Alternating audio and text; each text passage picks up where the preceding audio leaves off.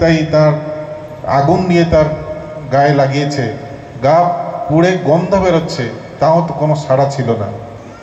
Doctor এসে পরীক্ষা করেছে, কোনো হৃৎপিণ্ডের কোনো সত্তার কোনো জীবন কিছু পায়নি। এই রকম সময় অনর্গল বাণী বেরোত তার মুখ থেকে। মহাপ্রভুর একজন ভক্ত দেখে বলছেন, আর এই তো ভাববাণী, ওগুলো সব লিখে রাখো। তারপরে ওগুলো লেখা হয়েছে, সেগুলো আজকে পুণ্যপুঁথি নামে একটা বইতে আছে। তো তিনি এসে তিনি আমাদেরকে বুঝিয়ে দেন যে আমাদেরকে তাকে চিনতে হবে, তাকে ধরতে হবে।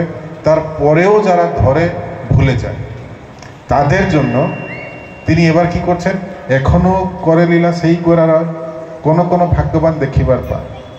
তো এখনো সেই যে গৌরাঙ্গ মহাপ্রভু, শ্রী চৈতন্য মহাপ্রভু, শ্রী রামকৃষ্ণদেব ঠাকুর, শ্রী শ্রী ঠাকুর এখনো লীলা করছেন তার আচার্য পরম্পরায়।